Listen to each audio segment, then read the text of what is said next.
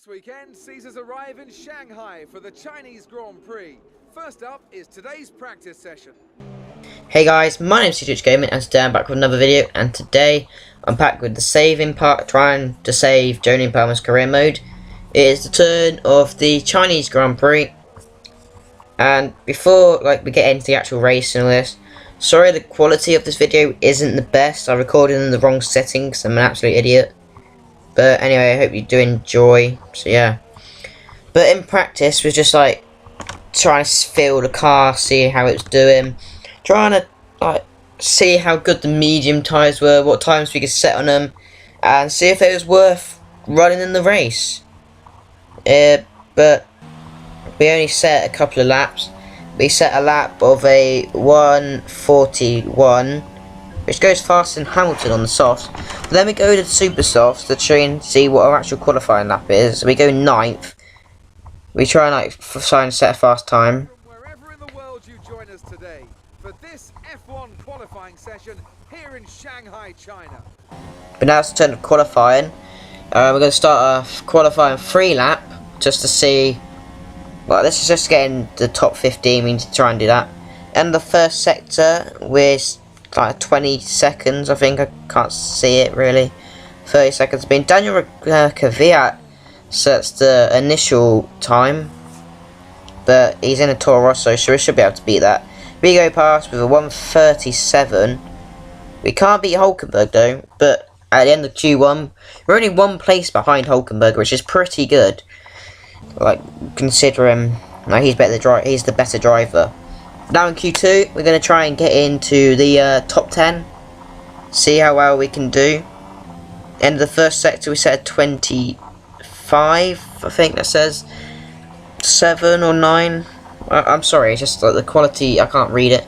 Ocon sets the fastest lap, and now Hamilton goes and sets a 1:35. So he's on fire at the moment as it is, and he hasn't even turned his engine up all the way.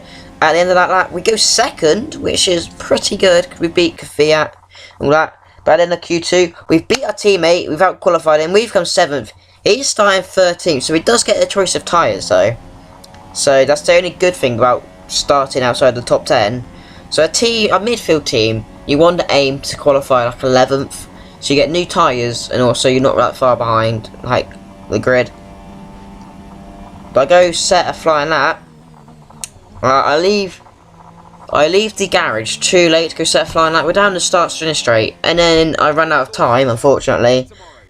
But so I only get to set a 1:37.5 because I did one test lap to see how get the track conditions better, see what was going on in the track. But then that's it. But let's go into the race. I'm joined again today by none other than Anthony Davidson. Tell me, Ant, obviously there's a lot of development work that goes on with these cars between the races. You've been both a test driver and a race driver.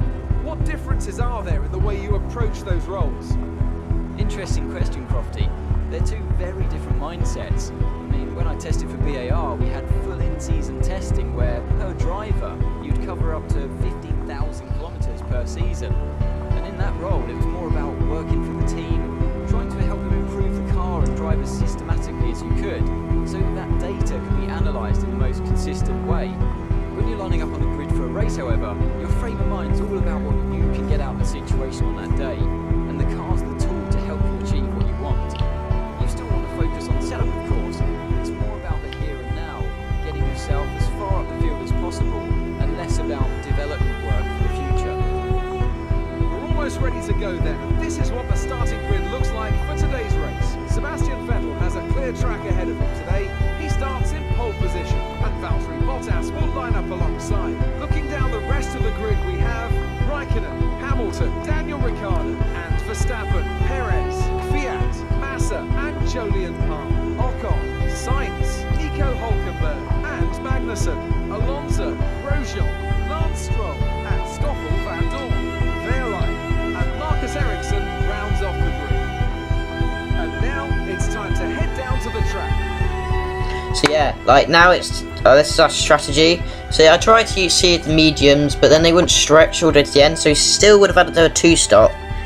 so I just decided to go back to the mandatory, what the game told us to go with, which is super softs, which we did qualify in, so we had to start on them anyway, and then do 2 sets of soft tyres, which is the medium tyres for this weekend.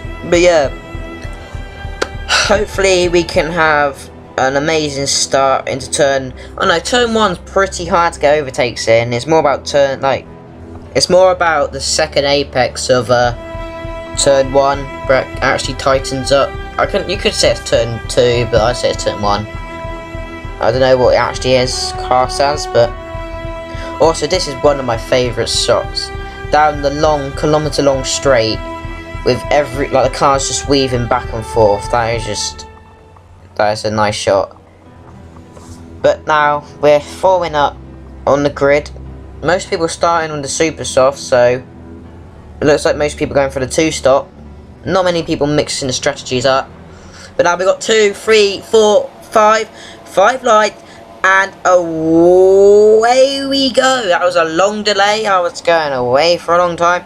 We've got an alright start. We haven't lost the position, but we've got Carlos Sainz going around our inside, so we have lost the position. We're going wide. We've gone too wide. We're off the track. There's yellow flags already, and we're up into P4.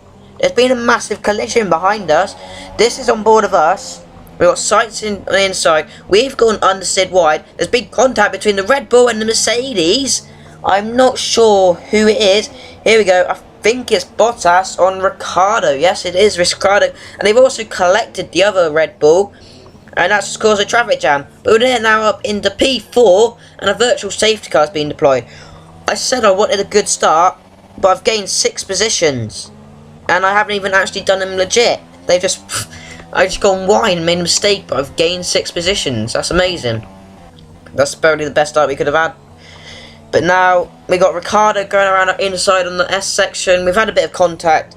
He's around the outside, and there's nothing we can do. His car is superior to us. Like maybe on the straights we'd have the same straight line speed, but no. But now on lap 8 we got Carlos Sainz behind us. I think this is lap 8. I can't really read it. We're just breaking the slipstream. He's just got nothing without the slipstream. It wasn't gaining us. If he had slipstream, then yes, he would have gained us massively. But the AI don't seem to follow you too much. They do sometimes, though, which is quite good. But now around the last corner, is he going to try into turn 1? There is another DRS straight here. Is he? I think he is. He's in our slipstream. He's got DRS. We're not really defending much, but we don't really need to because he's not there. Or maybe he is. We've gone wide. He's around our inside. He's on the inside. We got the inside line for the next one though, and we've managed to keep the position. Lovely racing there from us both. It's quite good. But now into turn 3 or 4. I think it's 3. Can't really remember. We've kept the position. He's not tried any moves, and we're good. But now in lap 10, he's going up to turn 1. He's got DRS and slipstream again, but we've covered the inside line this time. But here he comes again. He's just tried to plough into us, and now he's had contact, but we're around the outside, and then we've got the inside line again. But look who it is. I think it's Raikkonen, has joined the party. But now, look at these two. Sainz is going up our inside. We've squeezed him as much as we could, but he's still on our inside. We've got to leave him room, but he hasn't made the move. And now Vettel, it's actually Vettel, has managed to get past Sainz, and now he's going to be a problem for us. We've come to the inside line. He's just got really amazing straight line speed compared to us, but he hasn't kept the position. We've gone to go for the normal line, the racing line, and then he's carried on, go for the inside. So then we've cut back, and then we've gone a bit wide on the exit, and now he's got the run of us right into the last corner. We're on the inside, cut the corner a little bit, and he's still there. What an amazing pass by Vettel. What a pass. That's just... that's just amazing racing. But now we've gone wide in turn 1, and the Sainz is up or inside. We've round the outside and then into the inside. It's like the 3rd time we've been here. It just seems to be one of Sainz's favourite places. But now at the end of lap 11, we're in for our first set of super softs. Our tyres started to die off at the end of that. So hopefully the super softs are a lot better than that. Hopefully at least last like a few like more laps than Science, because Science has stayed out. We've got the undercut on Science, so hopefully that proves to be the good decision. But we've come out in 11th place, I think that is. Yes, it is. Look, Fiat behind us. But now on that 15, I think that was Lewis Hamilton. Was that in out of the race? I don't know. Also, my team was in the pits. But a couple of people are in the pits, and we're gonna come out in 6th place. No, 7th. I'm sorry. But now Science is in, I think. Yes, he is. Oh, now we've got ahead of Science, so like the overcut. We're back in the same positions. We've gained time on him, to be fair, but our tyres are going to be like gone by the time. Like he'll probably catch us by the time our tyres are going to be going faster than his, so he'll catch us at the end of our stint. But not much really happened. Nico Hulkenberg's out of the race, our teammate. Oh, that's unfortunate. But lap 33 at least. We're in for our second set of softs and our second pit stop, and these tyres going to the end. We're already in 7th place, so there's already 16 people left already. Wow. We got the right pit stop, not the fastest I've ever seen, but it could definitely be slower. There goes Marcus Ericsson, who's out of the race, which wasn't included and he's edited actually.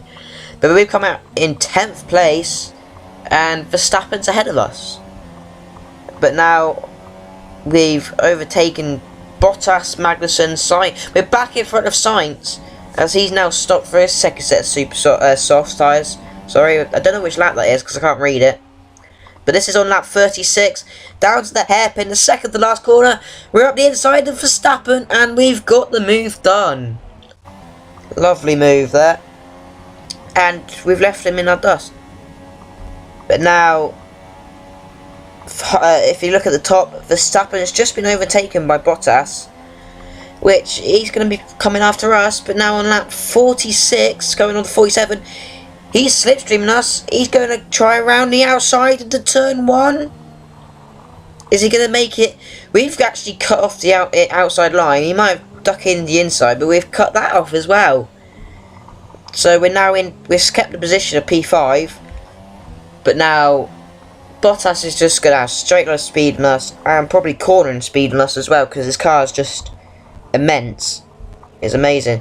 But now on the S section, we're going, he's got the inside on the second S, part of the S, and now I'm on the inside line, he's still on the outside, and I've kept the position only just though. That is amazing racing for both of us, from the Finnish driver and the Brit. But we got this long straight. He's going to have DRS, as we just gone over to the DRS detection zone. So he's going to have less drag. If you don't know what that means, it means drag reduction system. Probably said that before in one of my videos. But here he comes. We're going to try and break the slipstream. But his car is just too fast in a straight line. That even without slipstream, he just needs DRS, and he's just there. But now we're under braking. Are we going to be able to outbrake him? We've outbraked him into the corner, and we've kept the position. But he is so close. He's so like near to our rear end. He might as well be on the top of our gearbox. But he's got DRS into turn 1. He might try it. Here he is, down the start finish straight line speed of an absolute G. Around the outside. We're going into the cinematic. He's gone off the track. We forced him off track because we're understeering. Our tyres haven't got as much grip as they used to.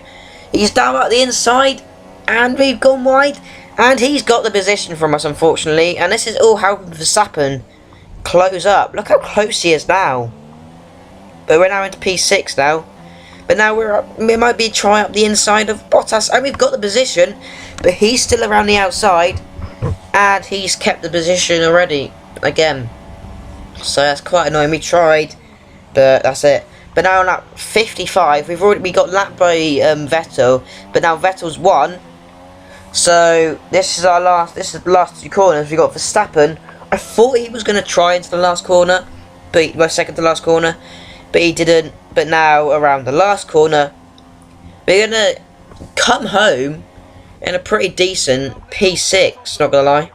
It was a good race, got some good points, 8 points in our name. So let's go to the podium, see who won. And they're out in force again today. It's Ferrari on the top step once more.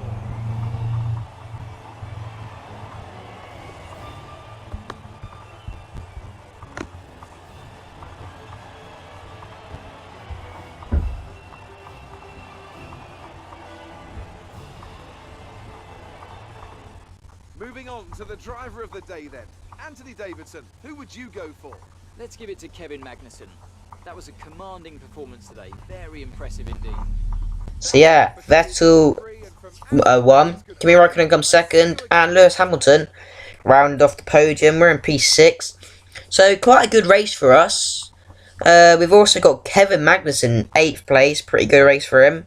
He gained 6 positions, but our teammate unfortunately was out of the race, so no points to back us up in the constructors. And also Daniel Ricciardo's managed to come ahead of us, so that means he's jumped us in the Drivers' Championship. But anyway, I hope you